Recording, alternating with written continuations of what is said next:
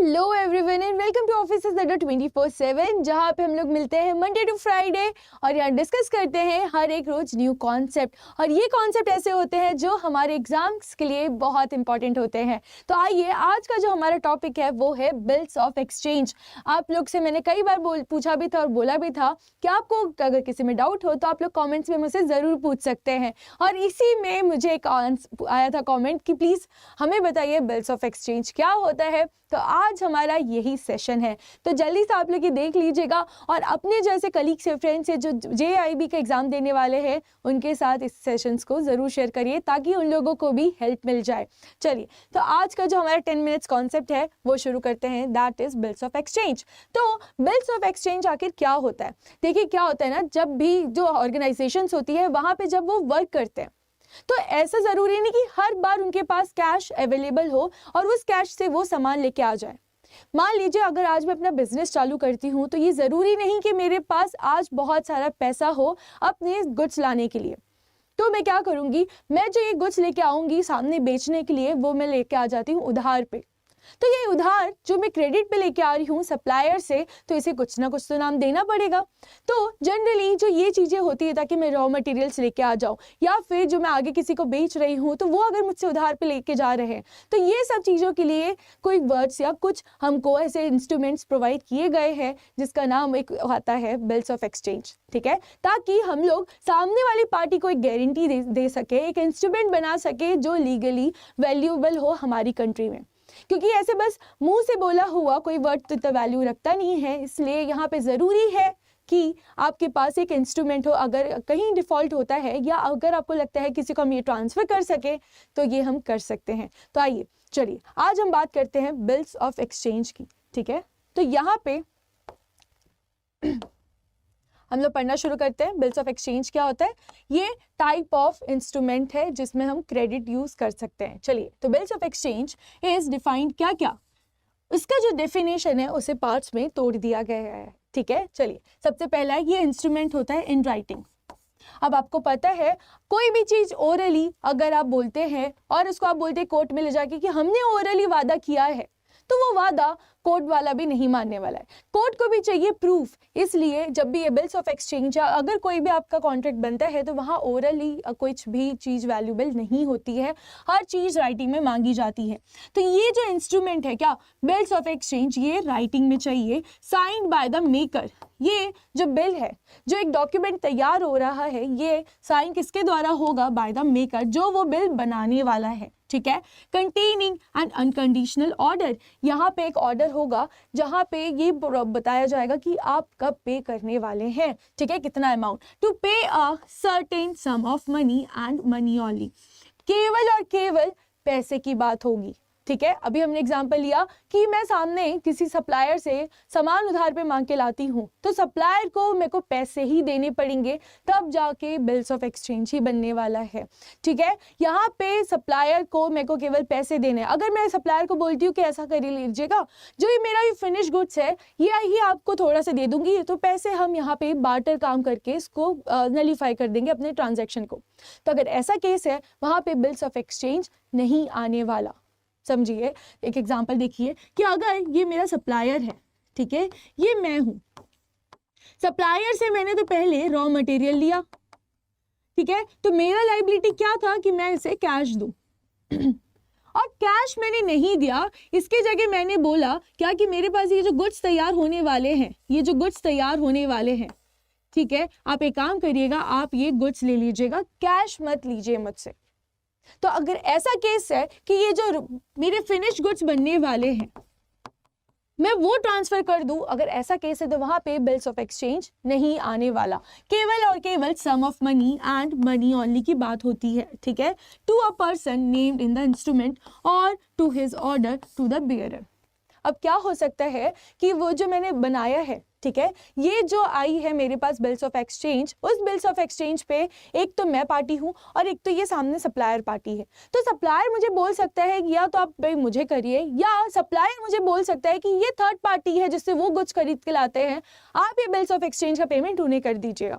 ठीक है, तो यहाँ पे यही बताया गया है, to a person named in the instrument, जो इंस्ट्रूमेंट मतलब जो सप्लायर है मेरा उसको, और to his order to the bearer, या फिर उसने किसी को ट्रांसफर कर दिया है और बोला है कि ये जो पेमेंट है, मैं जो गुड्स खरीद के ले गई हूँ, ये पेमेंट उसके थर्ड पार्टी को कर दीजिएगा, ठीक है, on a certain fix future date और on demand. Section 5 of negotiable instruments act, ठीक है, ये जो सेक्शन है, जो हमारा सेक्शन 5 है, वहाँ पे हमारा बिल्स ऑफ एक्सचेंज पे ये टॉपिक कवर होता है। चलिए, तो यहाँ पे हमने जान लिया कि क्या एक फ्यूचर की कोई फिक्स डेट होगी या फिर ऑन डिमांड, या फिर ऑन डिमांड। अब देखिए, अब आप कह रहे हैं कि हम तो अगर लोन चाहिए तो बैंक से भी ले सकते हैं, बिल्कुल आप बैंक से भी क्रेडिट ले सकते हैं, बट हर बार हम बैंक में जाके ये तो नहीं बोलेंगे लाइए हमें उधार दे दीजिए, क्योंकि वहाँ तो हमें इंटरेस्ट देना पड़ता है, ठीक है। तो हम क्या सोचते हैं कि बैंक बार बार ना जाना ना पड़े, हम क्या करेंगे, जो हमारे सप्लायर्स है हम उससे इतनी अच्छी बना लेंगे रिलेशन कि वो हमें उधार देने तैयार हो जाए, और अगर ऐसा कोई इंस्ट्रूमेंट हो तो हम वो भी साइन करना रेडी हो जाए, ठीक है। तो यहाँ पे हमने बात कर ली अबाउट बिल्स ऑफ एक्सचेंज। चलिए, तो अब आगे बात करते हैं कि यहाँ पे कौन कौन सी पार्टीज हमने देखी, ठीक है। एक drawer, a person who draws the bill, जो ये बिल तैयार करने वाला है उसे ड्रॉअर कहते हैं। एक होता है drawee, a person on whom the bills is drawn, जिसके ऊपर लाइबिलिटी आ रही है पैसे देने की। एंड पेइंग, a person who is going to receive, ठीक है, वो पर्सन जिसको ये रिसीव होने वाला है। आइए पढ़िए, मैनी टाइम्स द ड्रॉअर, जो ड्रॉअर है, and the pay may be the same person, ये जिसने बिल बनाया है और जिसको पैसे रिसीव होने वाले हैं वो दोनों सेम हो सकते हैं। आइए यहाँ पे एक एग्जांपल देख लीजिए जल्दी से। ए सेल्स गुड्स टू बी, ठीक है, ए ने गुड्स किसको बेचे, बी को। यहाँ से क्या जा रहे हैं, गुड्स जा रहे हैं ऑन क्रेडिट, कैसे दिए, उधार पे 10,000 के। A draws a bill on B, साथ गुड्स के साथ यहाँ पे क्या जा रहा है, बिल्स ऑफ एक्सचेंज भी जा रहा है, ठीक है। बी एक्सेप्ट्स द सेम, ऐसा नहीं बस इसने भेजे, बी ने एक्सेप्ट भी कर लिया है। अगर ये तो हमारा बिल्स ऑफ एक्सचेंज एक एग्जांपल होता है। इन द अबाउ केस, अब देखिए, A the seller creditor draws a bill on B, the purchaser debtor and it is payable to A, ठीक है। यहाँ पे ए क्या है, ये ड्रॉअर भी है और ये पेई भी है, इसको ये बिल्स बनाएगा भी और पैसे भी इसी को रिसीव होने वाले हैं। ये टोटल होता है हमारा बिल्स ऑफ एक्सचेंज, ठीक है। ये one of the type of instrument of credit में यूज होता है, जहाँ पे जो बिजनेसमैन है वो लोग चीजें उधार पे ला सकते हैं विद एक कोई रिटन डॉक्यूमेंट में।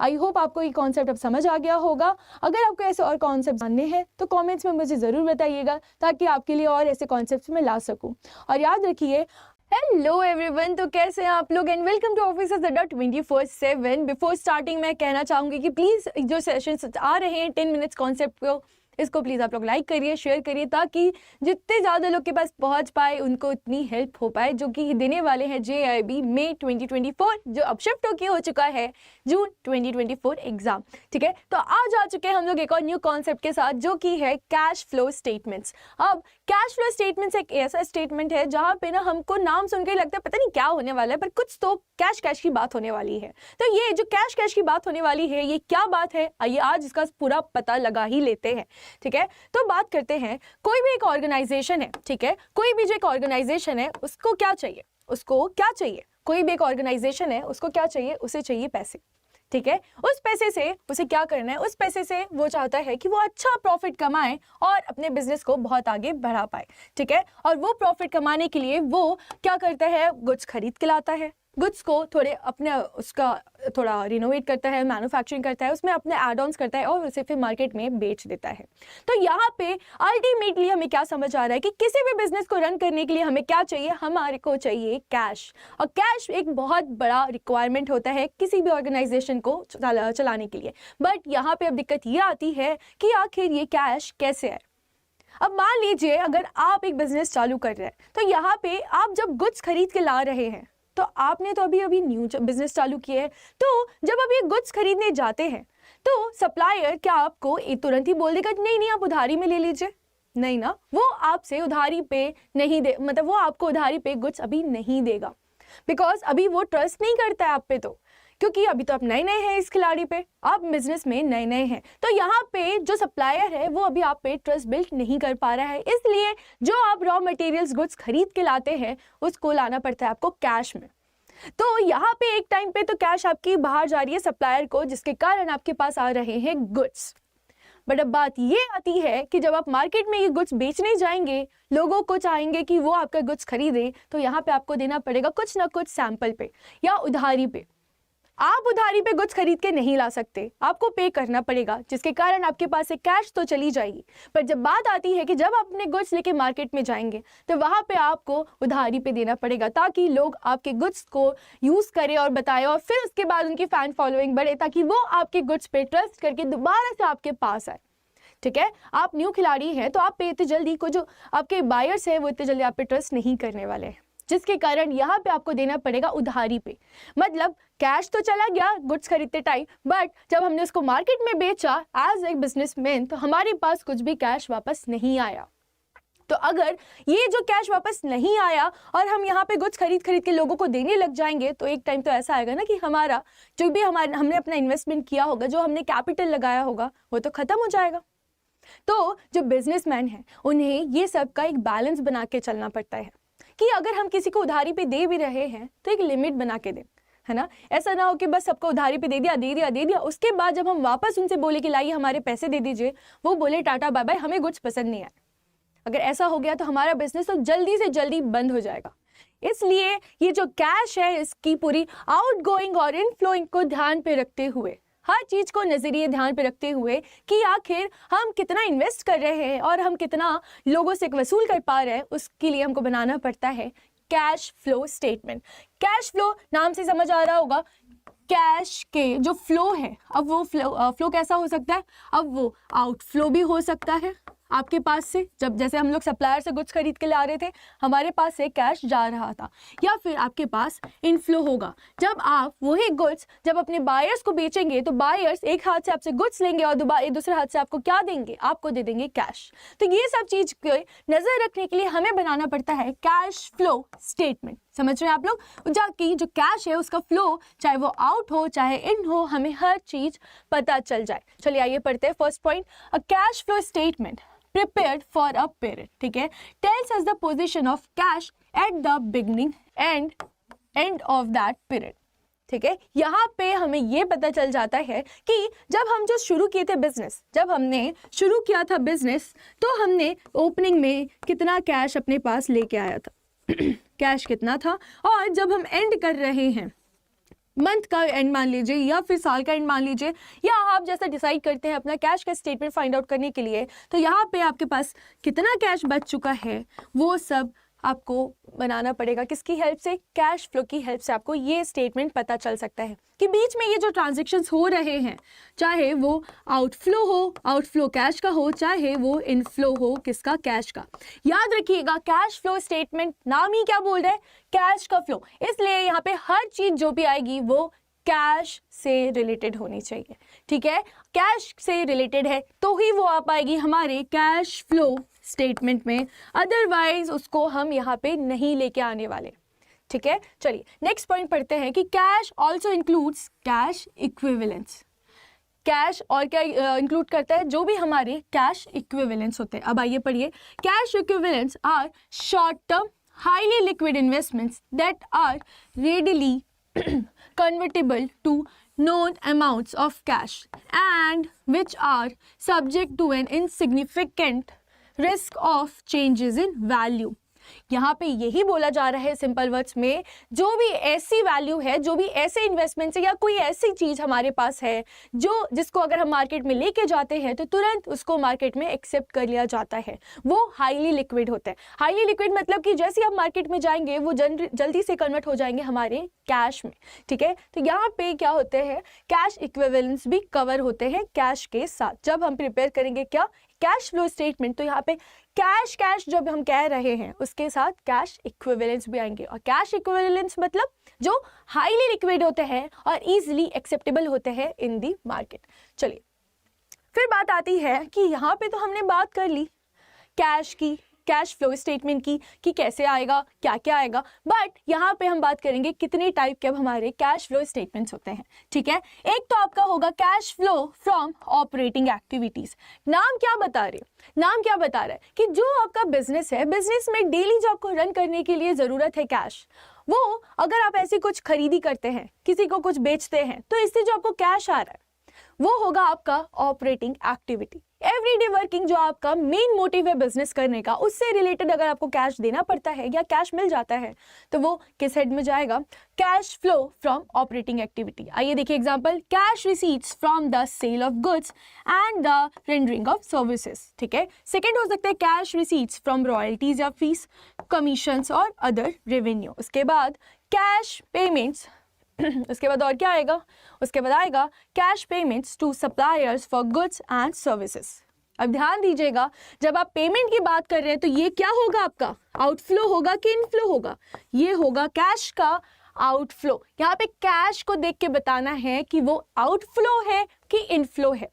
ठीक है, अगर आप गुड्स खरीद के ला रहे हैं तो आप क्या दे रहे हैं? आप दे रहे हैं लोगों को कैश, तो इससे क्या होगा? कैश का आउटफ्लो। बट जब आप कैश रिसीट्स की बात कर रहे हैं तो मतलब कैश आपके पास आ रही है, मतलब ये क्या है?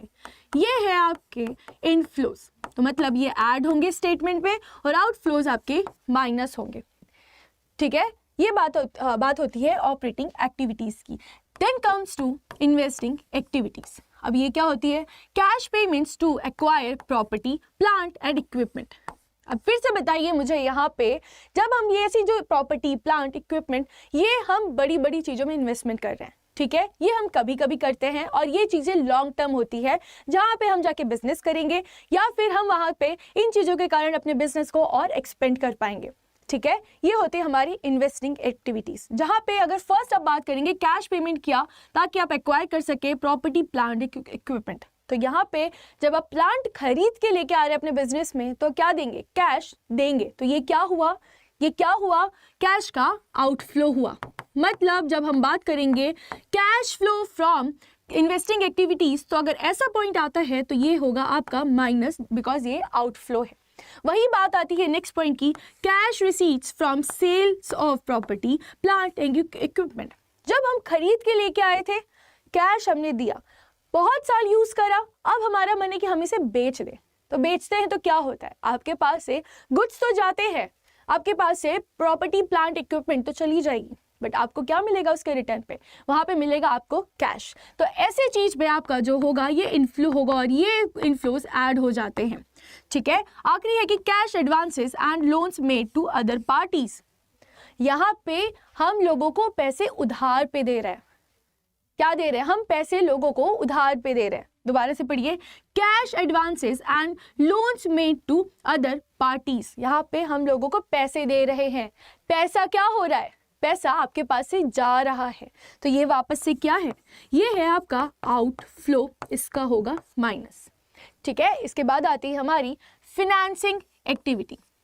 अब फिनेंसिंग एक्टिविटी क्या होती है? आइए, cash proceeds from issuing shares और अदर इक्विटी इंस्ट्रूमेंट्स। अब जब आप लोगों को क्या बोलेंगे, हमारी कंपनी बहुत अच्छी है, आप हमारे शेयर्स पे इन्वेस्ट करिए।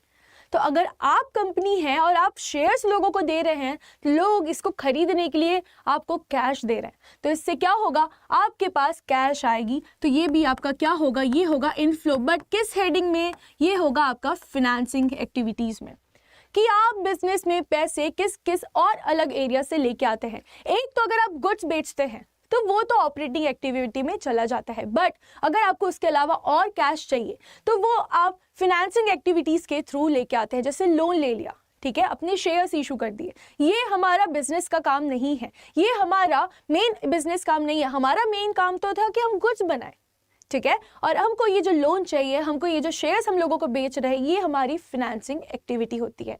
तो फर्स्ट पॉइंट समझ लिया कि यहाँ पे हमें इनफ्लो होगा।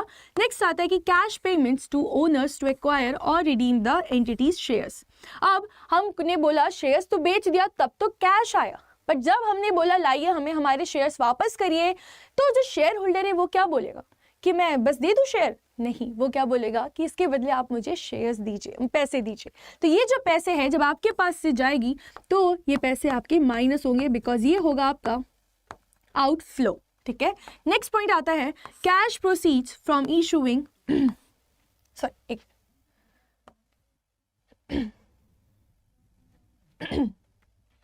नेक्स्ट पॉइंट आता है आप लोगों का cash proceeds from issuing debentures and loans. Same वैसे ही जैसे जब आपने शेयर्स इशू किए थे तो आपके पास से कैश गया था, सॉरी आपके पास से शेयर्स गए थे और आपको क्या मिला था, कैश मिला था। वैसे ही जब आप डिबेंचर्स, लोन्स ऐसी चीजें इशू करेंगे तो आपके पास कैश आएगा और लोगों को आपने उधार दिया है, मतलब ये इन शॉर्ट आपने लोगों को उधार दिया है, ठीक है। Cash proceeds from issuing debentures and loans, तो ये आपका क्या है, इनफ्लो है। यहाँ पे आपने लोगों से लोन लिया है। तो ये सारी बात होती है हमारी जब हम प्रिपेयर करते हैं कैश फ्लो इन्वेस्टमेंट्स में। और दिक्कत हमें यहीं पे आती है कि जो भी एक्टिविटी है, क्या वो हमारी ऑपरेटिंग है, क्या वो हमारी इन्वेस्टिंग है, या फिर वो हमारी फिनेंसिंग एक्टिविटीज़ है, ठीक है। अगर वो डे टू डे लाइफ की हमारी एक्टिविटी है तो दैट इज ऑपरेटिंग एक्टिविटी। अगर हम कोई इन्वेस्टमेंट्स कर रहे हैं जो कि लॉन्ग टर्म इन्वेस्टमेंट्स है तो वो क्या होगी, इन्वेस्टिंग एक्टिविटीज़। और यही बात आती है, लोगों से हम उधार मांग के ला रहे हैं, हम लोन ले रहे हैं, बैंक लोन ले रहे हैं, डिबेंचर्स इशू कर रहे हैं, अपने शेयर्स बेच रहे हैं, तो ये सब क्या होगी, हमारी financing activities. Hello everyone and welcome to office Adda 24/7, जहां पे हम तैयारी कर रहे हैं अपने जून 2024 अटेम्प्ट की। और याद रखिएगा जो आपके एग्जाम से जो 25 मई से शुरू होने वाले थे, अब वो हो चुके हैं पोस्टपोन। तो ये स्टार्ट हो रहे हैं 8 जून से। तो अब आप लोग को मिल चुका है एक्स्ट्रा टाइम। अब यहाँ पे आपको दिखाना है 100% और मेहनत करके कि ये जो टाइम मिला है ये आप वेस्ट ना करें और इसको यूटिलाइज करें 110% से। तो यहाँ पे इसलिए हर रोज अपन मंडे टू फ्राइडे मिलते हैं, ताकि जो एक एक कॉन्सेप्ट है जिसमें हमको दिक्कत आ जाती है, जिसके कारण पूरा हम लोग लेक्चर वापस से तो नहीं देख सकते, बट आपको उसकी हेल्प के लिए यहाँ पे 10 मिनट्स कॉन्सेप्ट शो पे वो आप क्लियर कर सकते हैं। अभी क्या है ना कि इतना सारा हमारे पास पढ़ने का हो गया है, उसमें हमको रिविजन्स चाहिए, तो ये हमको पॉसिबल नहीं है कि हम पूरा 2 घंटे 3 घंटे उसको कर लें। तो इसलिए हम लोग लेके आते हैं मंडे टू फ्राइडे अपना 10 मिनट्स का कॉन्सेप्ट शो, जिसका आज का टॉपिक है लीजेस। तो चलिए बात करते हैं। जब बात आती है लीजेस, तो हमने देखा कि बहुत सारी जो कंपनीज होती है, अगर वो परचेज नहीं करे, अगर उनके पास इतना कैश नहीं है कि वो कुछ गुड्स खरीद सके या कहीं वो इन्वेस्ट कर सके, तो वो क्या करते हैं, वो लोग लेते हैं रेंट पे कुछ सामान। अब जो बड़ी बड़ी कंपनीज होती है वो बस ओरली तो कोई कॉन्ट्रैक्ट नहीं कर सकती, वहां पे उनको एक प्रॉपर एग्रीमेंट चाहिए, और वो 1 साल 6 महीने से छोटे छोटे कॉन्ट्रैक्ट के लिए ज़्यादा वो मशक्कत नहीं करना चाहती है। तो वो क्या करते हैं, यहाँ पे जो बड़े बड़े कॉन्ट्रैक्ट्स होते हैं, जैसे उन्हें बहुत बड़ी बिल्डिंग चाहिए अपनी मैन्युफैक्चरिंग के लिए, या फिर उन्हें बहुत बड़ा एक प्लांट चाहिए जहाँ पे वो अपना ये काम कर सके, अपना ऑर्गेनाइजेशन को एक्सपेंड कर सके, तो इसके लिए वो जाते हैं प्रॉपर कॉन्ट्रैक्ट में, एक इंस्ट्रूमेंट तैयार करते हैं, एक एग्रीमेंट तैयार करते हैं, जहां पे हर चीज लिखा होगा कि कितने टाइम तक वो ये चीज को यूज करने वाले हैं, क्या क्या इसके बेनिफिट्स होंगे, कितना उन्हें रेंट पे करेंगे, ताकि इन फ्यूचर कभी कोई कॉन्फ्लिक्ट ना आ जाए। तो यहाँ पे ये जो कॉन्ट्रैक्ट तैयार हो रहा है ताकि ये लोग हर कोई सेफ साइड में रहे, उसे कहा जाता है लीजेस। चलिए तो आइए पढ़ते हैं लीजेस मतलब क्या। अ लीज इज अ कॉन्ट्रैक्ट, आइए पढ़ना शुरू करते हैं। A lease is a contract under which one party agrees to allow use of its property to another party for a specific period of time on agreed payment terms। यहाँ पे हर चीज एक specific way में होने वाली है, otherwise क्या होगा, जब इतने बड़े बड़े ऑर्गेनाइजेशन है तो यहाँ पे वो नहीं चाहते कि किसी के बीच में भी कॉन्फ्लिक्ट हो। तो हर चीज को सिस्टमैटिक रखना, इवन छोटी से छोटी बातों को भी सिस्टमैटिक रखना वो चाहते हैं, जिसके लिए वो तैयार करते हैं एक एग्रीमेंट, एक इंस्ट्रूमेंट, जिसे कहा जाता है लीजेस, ताकि वो एक पार्टी जिसका एक्चुअली वो सामान है, वो जिस पार्टी को दे रही है, वो अच्छे से इसे यूज कर सके और एक प्रॉपर एग्रीड पेमेंट टर्म्स में। चलिए आइए देखिए लीज क्या क्या कवर करता है। लीज में होते हैं 2 parties cover. The party which owns the property is called laser.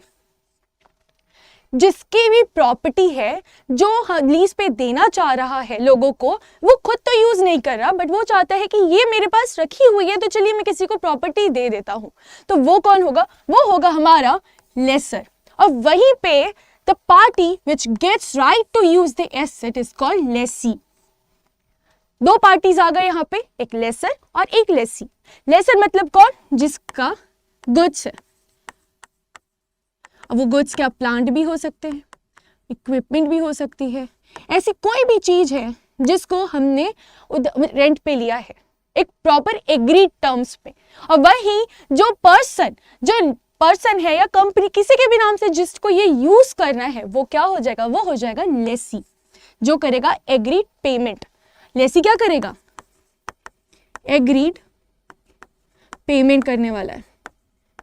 Agreed payment, जो भी पेमेंट उसने एग्री किया होगा वो एग्री पेमेंट करेगा। उसके बाद आगे देखिए नेक्स्ट पॉइंट क्या है, the agreed payment for the right to use the property is called lease rental. यहाँ पे हम जनरली जो अपन लेते हैं कोई भी चीज किराए पे, जैसे घर ले लिया, हम क्या कहते हैं, हमने रेंट पे घर लिया, या फिर हमने किसी से बाइक ले ली कुछ महीनों के लिए, कुछ सालों के लिए, तो हम क्या कहते हैं, हमने रेंट पे किसी से बाइक ले ली। तो वहीं पे जब ऐसी कोई प्रॉपर्टी जहाँ पे राइट टू यूज ट्रांसफर हो जाता है किसके पास, लेसी के पास, तो उसे कहा जाता है लीज रेंटल। ये जो हम रेंट पे कर रहे हैं, किराया जो पे कर रहे हैं, उससे क्या कहा जाएगा, लीज रेंटल। आइए पढ़िए नेक्स्ट पॉइंट क्या लिखा है, the property to be leased may be land, building, industrial equipments और एनी अदर फिक्स्ड और मूवेबल एसेट्स। कोई भी चीज चाहे वो लैंड हो, बिल्डिंग हो, इंडस्ट्रियल इक्विपमेंट हो और एनी अदर फिक्स्ड और मूवेबल एसेट्स हो, हर चीज को अगर कोई भी पर्सन कौन, लेसर, ट्रांसफर करता है राइट टू यूज किसको, राइट टू यूज किसको, एक लेसी को, तो ये क्या होता है, यहाँ पे जब एग्रीड टर्म्स आएगा वो एक तो लीज रेंटल पेमेंट हो जाएगा, और इसी के साथ कोई भी चीज जो ट्रांसफर हो जाती है वो हमारी लीज प्रॉपर्टी हो जाती है।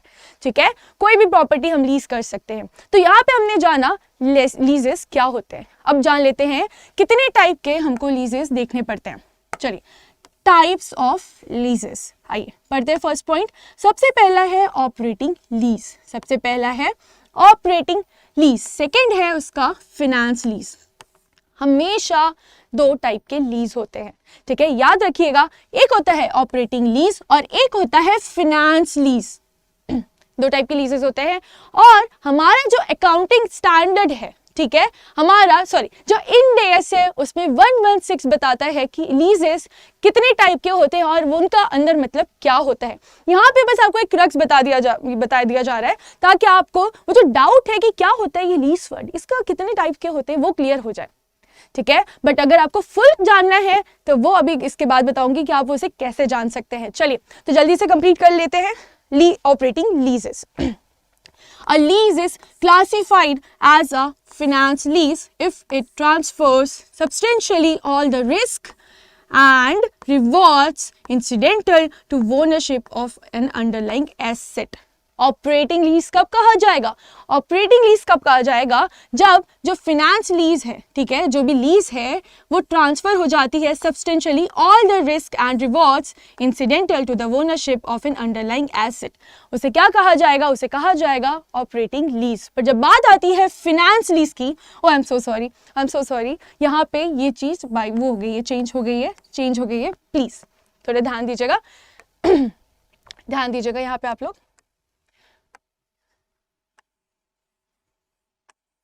ये पॉइंट इधर है एंड ये वाला पॉइंट इधर है, ठीक है। चलिए तो हम बात कर रहे हैं ऑपरेटिंग लीज की। Lease is classified as an operating lease if it does not transfer substantially all the risk and rewards incidental to ownership of an underlying asset. Operating lease मतलब क्या होता है, जो भी हमारा इसके ऊपर रिस्क एंड रिवॉर्ड है वो हम ट्रांसफर नहीं करते हैं, does not transfer, यहाँ पे हम ट्रांसफर नहीं करते हैं। बट जब बात आती है फिनेंस लीज की, तो यहाँ a lease is classified as a finance lease if it transfers substantially all the risk and rewards incidental to ownership of underlying asset. यहाँ पे जैसे ही लेसर ने प्रॉपर्टी दे दिया लेसी को, हर चीज वो ट्रांसफर कर देगा, किसको, लेसी को। क्या क्या ट्रांसफर कर देगा, रिस्क एंड रिवॉर्ड्स। याद रखिएगा फाइनेंस लीज का डेफिनेशन यहाँ दिया गया है और ऑपरेटिंग लीज यहाँ पे आएगी, ठीक है। तो ये होती है हमारी about laissez. I hope so कि अब आपको ऐसा कोई डाउट होगा कि लीज क्या होता है, वो कुछ नहीं, नॉर्मल लैंग्वेज में आप कह सकते हैं जो हम किराए पे लेते हैं, ठीक है। बट जब हम बुक्स तैयार करते हैं, जब बड़ी बड़ी ऑर्गेनाइजेशन में बात होती है, तो उसे क्या कहा जाता है, लीज कहा जाता है। और अगर आपको ऐसे और इसको डिटेल में जानना है तो आप टेंशन मत लीजिए, बिकॉज अगर आप प्रिपेयर कर रहे हैं JIB मई 2024 जो अब हो गया है जून 2024, आपको कुछ नहीं करना है, बस आपको जाना है गूगल पे, यहाँ टाइप करना है अड्डा 247, फर्स्ट लिंक पे क्लिक करना है, ऑल कोर्सेज मिल जाएंगे, ऑल कोर्सेज में आपको सिलेक्ट करना है। JIB CIB में JIB मई 2024 में जाना है। यहाँ पे आपको हर चीज़ मिलने वाली है। अगर अभी भी आपने प्रिपरेशन चालू नहीं करी है तो ये राइट टाइम आ चुका है। अब आपको भी पता है अप्रैल का मतलब बहुत सारा पार्ट 1/3 जो अपना अप्रैल है वो खत्म हो चुका है, तो अभी भी आपको तैयारी करनी है। डोंट वरी, अभी आप कर सकते हैं, अभी भी टाइम गया नहीं है। बट याद रखिएगा आपको जाना पड़ेगा कहाँ, अड्डा 247, जहाँ पे महापैक है, क्रैश कोर्सेज है जो 15 से चालू हो रहा है। और इसी के साथ अगर आपको पता है AFM is all about numericals. AFM एक ऐसा टॉपिक है, एक ऐसा सब्जेक्ट है जहाँ बहुत सारे न्यूमेरिकल्स है। एग्जामिनर चाहे तो इसको पूरा न्यूमेरिकल बना सकता है। और आपको भी पता है हर बार क्या होता है, एग्जामिनर कोई एक ना एक पेपर टफ बनाने वाला है। तो ऐसा ना हो कि अब जो अपना जून 2024 आ रहा है वो टफ हो जाए बिकॉज ऑफ न्यूमेरिकल्स। तो उस न्यूमेरिकल्स के लिए भी बैचेस आ रही हैं जो कि स्टार्ट होने वाली है 15 अप्रैल से ही। जल्दी से एनरोल कर लीजिए बिकॉज यहाँ पे है लिमिटेड सीट्स और यहाँ पे आपको चाहिए एक्स्ट्रा डिस्काउंट। तो बस आपको यूज करना है, आपको कोड यूज करना पड़ेगा, that is Y895।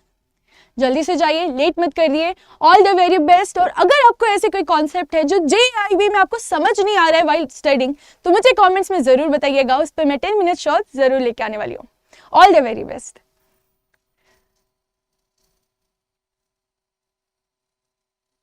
Hello everyone and कैसे हैं आप लोग, and welcome to office Adda 24/7, जहां पे हम तैयारी कर रहे हैं अपने मई 2024 जो अब हो चुका है जून 2024 JIB एग्जाम की। कैसे चल रही है आप लोगों की प्रिपरेशंस? अब तक तो आप लोग ने बहुत कुछ चालू कर दिया होगा, अगर अभी भी नहीं किया है तो आखिर में मैं आपको बताऊंगी कि आप लोग अभी भी कैसे स्टार्ट कर सकते हैं। तो चलिए, यहाँ पे हम लोग मिल रहे हैं Monday to Friday at 6 PM, जहाँ पे देखते हैं हम लोग रोज एक न्यू कॉन्सेप्ट कि आखिर ये जो हमारा JIB का AFM है इसमें जो ऐसे ट्रिकी वर्ड्स है, बिकॉज ऐसे वर्ड्स है अगर आप कॉमर्स के फील्ड के हैं तो आपने कहीं ना कहीं सुना होगा, ठीक है। बट अगर आप नॉन कॉमर्स स्टूडेंट है तो दिक्कत आती है कि पता नहीं क्या बोल रहा है, क्या एक्सप्लेन होता है। तो ये जो दिक्कतें हैं उसके लिए आप लोगों के लिए 10 मिनट्स में सॉल्यूशन आ चुका है जो कि स्टार्ट हो गया। और यहाँ पे हम लोग ने एटलीस्ट 30 डेज से ज़्यादा कंप्लीट कर चुके हैं, तो हमारे पास 30 डेज से ज़्यादा कॉन्सेप्ट आप लोगों के पास पहुँच चुका है। अगर आपको ऐसा लगता है पढ़ते टाइम कि ये कॉन्सेप्ट भी अभी भी डाउट है, नहीं समझ आ रहा है, तो आप मुझे कमेंट्स में ज़रूर बताइएगा और ये सेशन को लाइक कर दीजिएगा और अपने कलीग्स के साथ शेयर कर दीजिए। बिकॉज ये ऐसे कॉन्सेप्ट्स हैं जिसमें आपको ना फुल फ्लेज बैठना नहीं है। ऐसा नहीं है कि आपको बैठना पड़ेगा 3-4 घंटे और देखना है। आप ट्रैवल कर रहे हैं तो देख लीजिए, आप लंच कर रहे हैं, आप ऑफिस में हैं, आप अपने को पढ़ने का मन नहीं है, तो उससे अच्छा यूट्यूब ये सब चीज़ों का स्क्रॉल करने से अच्छा, रील्स स्क्रॉल करने से अच्छा, सबसे अच्छा ऑप्शन है ये है कि एटलीस्ट आपको यहाँ पे जो ये वर्ड्स है वो तो क्लियर हो जाए एग्जाम के लिए, करेक्ट। तो चलिए, तो यहाँ पे शुरू करते हैं जो आज का हमारा टॉपिक है 10 मिनट्स कॉन्सेप्ट शो का, दैट इज YTM। इसका फुल फॉर्म होता है यील्ड टू मैच्योरिटी। चलिए देखना शुरू करते हैं कि आखिर YTM मतलब क्या। YTM is yield to maturity, which means the total return you expect from your investment in bonds, debt, mutual funds, if the same is held till maturity। अब याद रखिए कि जो हमारी कंपनीज होती है, अब बड़ी बड़ी कंपनीज है, उन्हें रन करना है।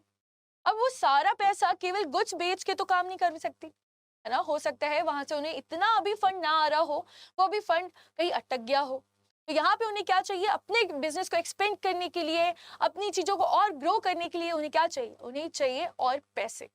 तो वो पैसे कैसे ला सकती है, या तो वो इक्विटी इशू कर दे, हमने देखा है ना इक्विटी शेयर होल्डर्स बन गए हैं हम, या तो वो डेट इशू कर दे, ठीक है। तो डेट जो है ये तो प्राइवेट कंपनीज इशू करती है, पर जब बात आती है डेट मतलब जैसे कि डिबेंचर्स, यहाँ पे डेट वाला मतलब लोन।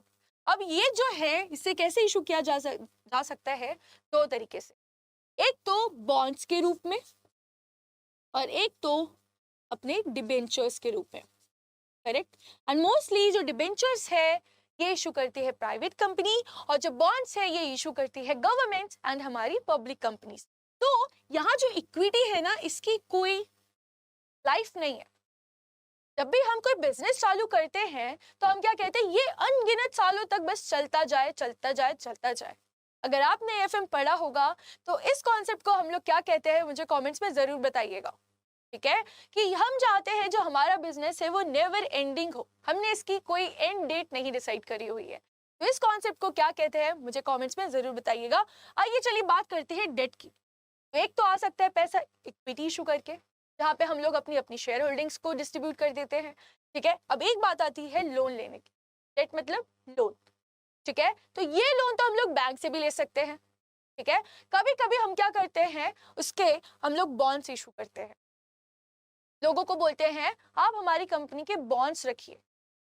बॉन्ड्स 10 साल के लिए रखिए, 5 साल के लिए रखिए, और जैसे ही इसकी मैच्योरिटी होगी हम इसमें आपको एक अमाउंट देंगे।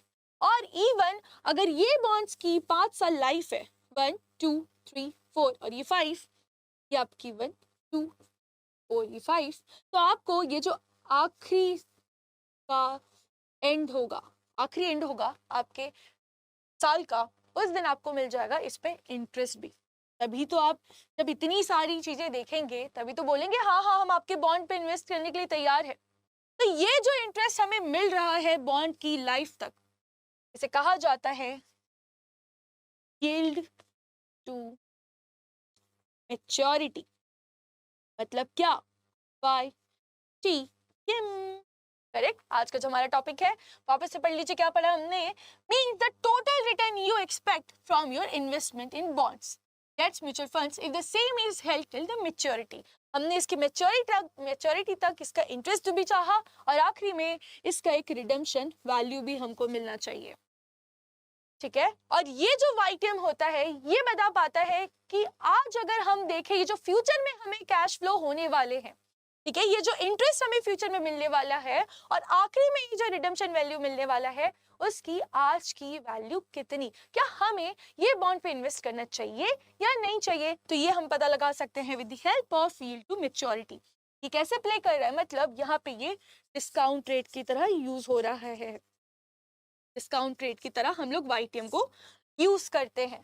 ठीक है, चलिए फिर देखते हैं नेक्स्ट पॉइंट की, the YTM is the discount rate. अभी जस्ट हमने बात कर ली, which equals the present value of promised cash flows to the current market price purchase price. ये जो हम सोच रहे हैं ये हर साल 5 साल तक हमें इंटरेस्ट मिलेगा और जो रिडेम्पशन वैल्यू मिलेगी, अगर आज हम देखते हैं, अगर आज हमारा बॉन्ड 1000 में जाता है और जब हमने वो वाईटीएम से डिस्काउंट करके आज की वैल्यू देखी, तो ये अगर आपकी होती है 1200, बॉन्ड की आज की वैल्यू 1200 होती है, पर आज आपको कितने में मिल रहा है? आपको कितने में मिल रहा है? 1000 पे। तब आप बताइए कि आप इस पे इन्वेस्ट करेंगे कि नहीं करेंगे? बताइए, आप इस पे इन्वेस्ट करेंगे कि नहीं करेंगे? यहाँ आप क्या समझ रहे हैं? आप ये समझ रहे हैं कि जो 1200 की चीज है वो हमें आज 1000 भी मिल रही है, मतलब आप इस पे इन्वेस्ट करने के लिए तैयार हो जाएंगे। करेक्ट। और यहाँ पे उल्टा केस भी हो सकता है कि आज आपको 1000 पे तो मिल रहा है, पर डिस्काउंट करके पता चला कि आज उसकी वैल्यू केवल 950 है, मतलब आप इसको ओवर प्राइस में खरीद रहे हैं। करेक्ट। और यहाँ पे बॉन्ड की वैल्यू अंडर वैल्यू हो चुकी। चलिए एक और कॉन्सेप्ट देखते हैं, लास्ट वाला पॉइंट देखते हैं। Since stocks do not have a maturity date, this concept applies to bonds only. अभी हमने देखा इक्विटी में हम मानते हैं कि बिजनेस चलता ही रहेगा, बट बॉन्ड्स में उसकी एक मैच्योरिटी तैयार करते हैं हम। ठीक है, तो ये सब तो हमने बात कर ली। अब आइए कुछ इसके ना इंपॉर्टेंट थ्योरम्स होते हैं फॉर वाईटीएम। चलिए पढ़ना शुरू करते हैं। द फर्स्ट थ्योरम इज कि when the required rate of return that is market interest rate is equal to the coupon rate, then value of the bond is equal to its par value. मतलब आपका ये जो interest rate है वो आपके coupon rate के बराबर हो जाएगा, तो आपकी जो बॉन्ड की वैल्यू है वो किसके बराबर हो जाएगी? उसके पार वैल्यू। ठीक है, चलिए पार वैल्यू मतलब क्या? जो बॉन्ड को आज है और जो फ्यूचर से हम लोग लेके आएंगे वो दोनों अमाउंट इक्वल इक्वल हो जाएगा। ठीक है, नेक्स्ट पॉइंट आता है, नेक्स्ट थ्योरम आता है कि when the required rate of return that is KD is greater than the coupon rate, the value of the bond is less than its par value. अब यहाँ पे बताया जा रहा है कि जो हमारा रिक्वायर्ड रिटर्न है, ठीक है, अगर इज ग्रेटर और हमारा कूपन रेट वो कम है, क्या होगा? आपकी जो बॉन्ड की वैल्यू है वो कम आने वाली है। याद रखिएगा, अगर आपका इंटरेस्ट रेट बढ़ता है तो आपकी बॉन्ड की वैल्यू गिरती जाती है। ठीक है। उसके बाद नेक्स्ट पॉइंट है कि when the required rate of return is less then the coupon rate, अब बोला गया है कि जो रिटर्न है ये कम है देन कूपन रेट, अब ये ज्यादा है, then the value of the bond is greater than its par value, फिर क्या हो जाएगा, जो आपकी बॉन्ड की वैल्यू है वो हायर हो जाएगी देन आपकी जो भी इसकी पार वैल्यू आने वाली है उससे, ठीक है। फिर आखिरी नेक्स्ट थ्योरम आता है कि when the required rate of return KD is greater than the coupon rate, the discount on the bond declines as maturity approaches. अब याद रखिएगा जैसे ही हमारा ये जो इंटरेस्ट रेट है ये कैसा बताया जा रहा है, ग्रेटर है, किससे, कूपन रेट से, तो यहाँ पे क्या होगा, यहाँ पे होगा जैसे जैसे हम बॉन्ड है जो हमको डिस्काउंट मिल रहा है वो गिरने लग जाएगा जैसे जैसे हम लोग उसकी मैच्योरिटी के साइड पहुंचने लग जाएंगे, ठीक है। फिर लास्ट सेकंड थ्योरम आता है कि when the required rate of return KD is less then the coupon rate, अब यहाँ क्या बोल रहा है, आपका जो इंटरेस्ट रेट है, इंटरेस्ट रेट जो है वो कैसा है, वो है लेस है आपके किससे, कूपन रेट से, the premium on the bond declines as maturity approaches, ठीक है। यहाँ पे जो हमारा बॉन्ड है उसका जो प्रीमियम है वो भी डिक्लाइन होने लग जाएगा जैसे जैसे उसकी हम लोग मैच्योरिटी के पास पहुंचने लग जाते हैं। फिर आता है a bond price is inversely related to its yield to maturity, हमने देख ली यहाँ से क्या, आपने ये सब देख के क्या फाइंड आउट कर लिया, कैसा पता चला कि जैसे ही आपका ये जो इंटरेस्ट रेट है जो हमारा YTM है अगर ये बढ़ता है तो हमारी बॉन्ड की वैल्यू गिर जाती है, और अगर ये YTM गिर जाता है तो बॉन्ड की वैल्यू बढ़ जाती है। ये कैसा रिलेशन हुआ, एक गिरता है तो दूसरा बढ़ता है, दूसरा गिरता है तो एक बढ़ता है। Hello everyone and welcome to office Adda 24/7, जहाँ पे हम लोग मिलते हैं मंडे टू फ्राइडे ताकि आपका जो अपकमिंग एग्जाम है JIB का वो आप फर्स्ट अटेम्प्ट में क्लियर कर लीजिए। अब आपको भी पता है कि AFM एक ऐसा सब्जेक्ट है जहाँ पे बहुत सारे वैरायटी के डिफरेंट वर्ड्स आते हैं और वो वर्ड अगर हमें समझ नहीं आया तो आते हुआ आंसर भी ना हम पूरा गलत कर सकते हैं, तो ये गलती हमसे ना हो बिकॉज हमें पता है कि यहाँ पे बहुत सारे ट्रिकी क्वेश्चंस बन सकते हैं। तो रोज हम 6 बजे मिल जाते हैं इसीलिए ताकि हमको ये जो डाउट आते हैं वो वर्ड्स के लिए हमको दोबारा से वो पूरा लेक्चर वो पूरे स्टडी आवर्स दोबारा से रिपीट ना करना पड़े, ठीक है। अगर आपको भी ऐसा कोई डाउट आता है तो कॉमेंट्स में मुझे ज़रूर बताइए कि ये वर्ड को मैम क्या कहते हैं या इसके पीछे क्या थीम है, हमें क्यों नहीं समझ आ रहा है, मैं आपको सब चीज़ बता दूंगी कहाँ पे 10 मिनट्स अपना ये वाले शो पे, ठीक है। तो याद रखिएगा बिफोर स्टार्टिंग आप लोग ये जो अपना सेशन है उसे लाइक कर दीजिए, शेयर कर दीजिए ताकि जिसको भी या जो भी आपके नोन है जो देने वाले हैं अपकमिंग एग्जाम्स उन लोग का ये डाउट पूरा क्लियर हो जाए। खुद की भलाई दूसरों की भलाई तो खुद की भलाई अपने आप होने वाली है, करेक्ट। चलिए तो आज का जो हमारा टॉपिक है वो है अबाउट बॉन्ड्स।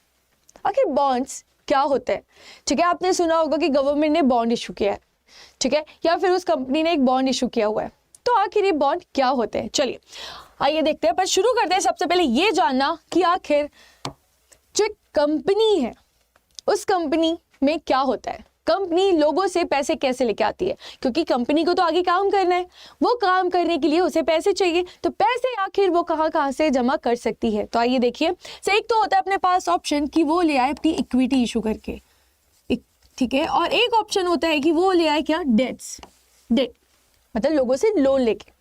इक्विटी में वो अपनी ओनरशिप लोगों को देती है, ठीक है, कंपनी के ओनरशिप वो लोगों पे डिस्ट्रीब्यूट कर दी जाती है जब बात आती है इक्विटी की। पर जब बात आती है डेट की तो ये है हमारा लोन, यहाँ पे हम लोगों से लोन ले रहे हैं और अलग अलग फॉर्म में लोन ले रहे हैं, ठीक है। तो यहाँ पे अगेन ये जो डेट है ये डिवाइड हो जाता है 2 टाइप्स में, एक होते हैं हमारे बॉन्ड्स और एक होते हैं हमारे डिबेंचर्स।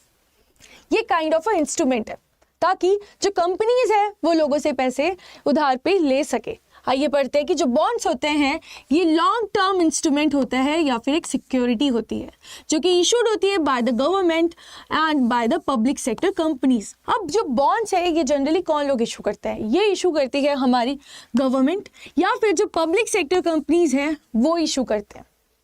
तो इसका मतलब क्या, प्राइवेट कंपनी बॉन्ड इशू नहीं करते हैं, वो भी करते हैं, बट इसको कहा जाता है डिबेंचर्स। आइए पढ़िए, the private sector companies also issue bonds which are called debentures in India.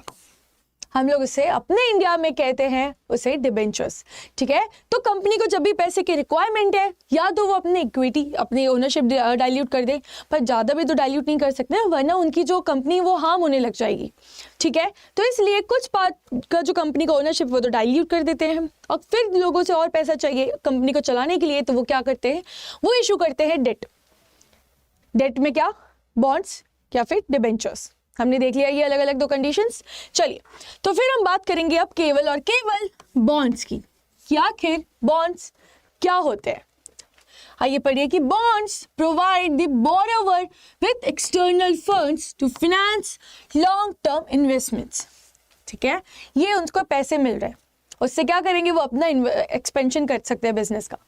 ठीक है, ताकि उनके पास ज़्यादा पैसे आएगा तो वो लोग और क्या करेंगे, ऑर्गेनाइजेशन एक्सपेंड करेगी और नए नए खर्चे करेंगी, न्यू टेक्नोलॉजीज लेके आएंगी, न्यू इम्प्रूवमेंट्स करेंगे अपने जो वर्किंग है या जो उनका ऑलरेडी ऑन गोइंग कल्चर है उसमें और अच्छा वो इम्प्रोवाइज कर सकते हैं।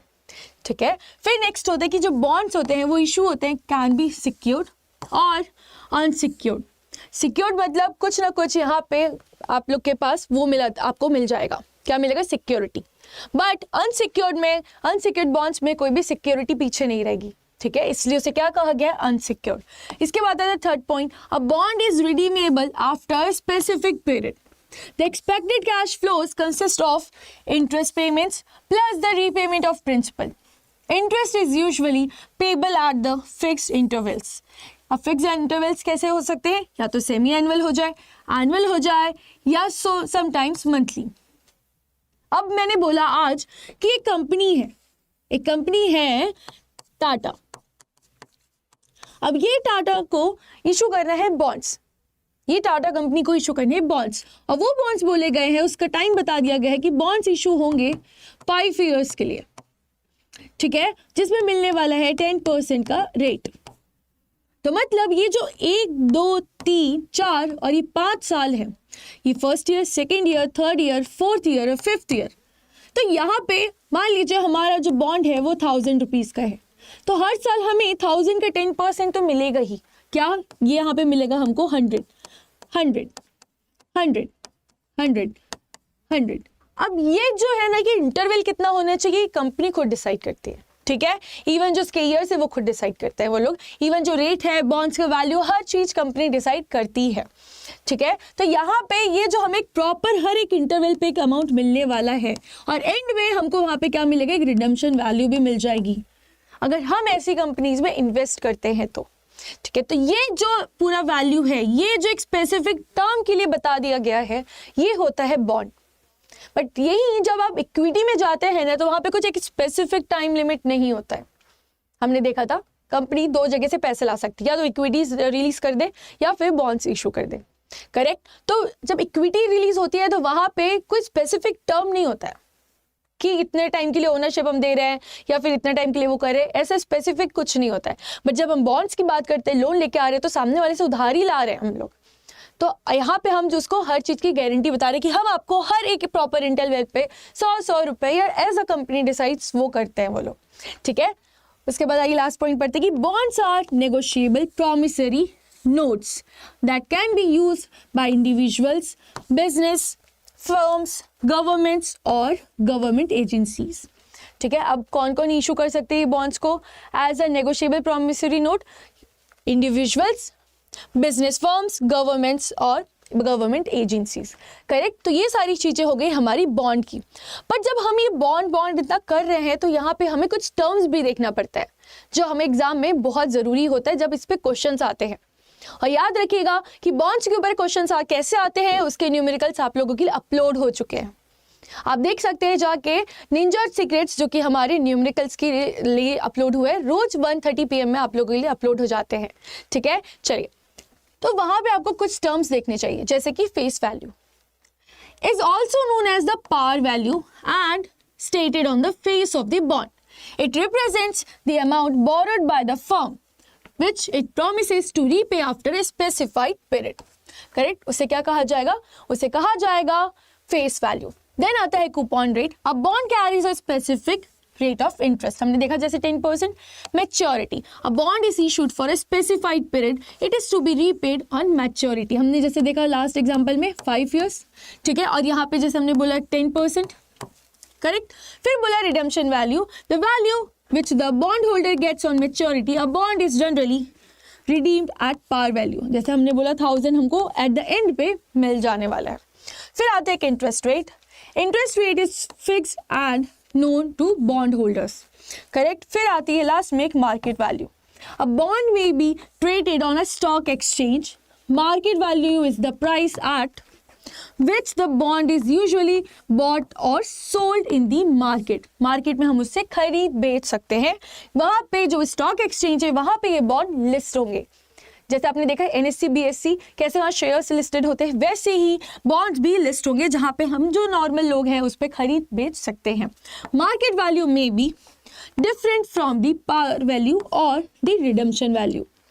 ये जो मार्केट वैल्यू है, रिडेम्पशन वैल्यू है और इवन ये जो हमारी फेस वैल्यू, ये तीनों चेंज हो सकती है। ये पूरी चीज़ें होती है बॉन्ड की बेसिक्स में कि आखिर बॉन्ड क्या होता है, उसमें क्या क्या हमको टर्म्स देखने पड़ते हैं। चलिए, अगर आपको ये समझ आ गया है तो बताइए मुझे ये क्वेश्चन का आंसर कि which of the following statements about bonds is true. Option A, bonds are always issued by governments and never by corporations. B, bonds represent ownership stakes in a company. C, bonds are typically issued with a fixed interest rate and maturity date. D, bonds do not involve any risk to the investor। इसका जो answer है वो आप मुझे बताने वाले हैं comments में। मुझे आप लोग आंसर बताने वाले हैं कमेंट्स में कि आपको बॉन्ड समझा कि नहीं, ठीक है। अगर आपको ऐसे टर्मिनोलॉजीज में किसी और में भी डाउट है तो आप मुझे कमेंट्स में करके वो भी पूछिएगा और इसका आंसर मुझे कमेंट्स में आप जरूर बताइएगा। चलिए, इसी के साथ आप लोग को एक और चीज बता दी जाती हूँ कि अगर आप लोग अटेम्प्ट देने वाले हैं जून 2024 JIB एग्जाम्स के लिए, तो आप हमारे कोर्सेज को भी एनरोल कर सकते हैं। कहाँ से? अड्डा 247 में जाके JIB के में आप JIB मई 2024 में यहाँ पे वेराइटी ऑफ कोर्सेज है। अगर आपको फुल फ्लेज स्टडी के साथ रिविजन कोर्सेज, मॉक टेस्ट, उसके बाद टॉपिक वाइज टेस्ट, ये जितनी भी चीज़ें हैं आपको एक जगह चाहिए तो आपके लिए है फिर महापैक 2.0, जहाँ पे आपको A to Z हर चीज़ का सॉल्यूशन मिल जाएगा। आपको बार बार न्यू बैचेस में घूमना नहीं पड़ेगा, करेक्ट। तो एक तो ये आपका महापैक हो जाता है। उसी के साथ आपका एक तो क्रैश कोर्स, अगर आपने पहले पढ़ चुका है हमसे ही या कहीं से भी, बट आपको चाहिए कि एक और हम लोग रिवीजन कर लेते हैं बिकॉज अब तो डेट थोड़ी शिफ्ट हो चुकी है, तो आप लोग 2.0 क्रैश कोर्स ज्वाइन कर सकते हैं जो कि स्टार्ट होने वाला है 15 अप्रैल से, ठीक है। और इसी के साथ आपको पता है AFM is all about numericals. तो अगर आपको न्यूमेरिकल्स नहीं आते हैं, नहीं समझ आते हैं और आपको केवल अपना AFM में न्यूमेरिकल्स में थोड़ा ध्यान देना है तो आप हमारे AFM के न्यूमेरिकल बैच में भी एनरोल कर सकते हैं, ठीक है। तो यहाँ पे अगर आपको चाहिए एक्स्ट्रा डिस्काउंट तो आप कर सकते हैं कोड यूज Y895। जल्दी से जाइए बिकॉज एग्जाम ज़्यादा दूर नहीं है और हमें इसी अटेम्प्ट में अपना क्लियर करना है, करेक्ट। तो ऑल द वेरी बेस्ट। अगर आपको कोई भी डाउट हो कमेंट्स में मुझसे ज़रूर पूछिएगा।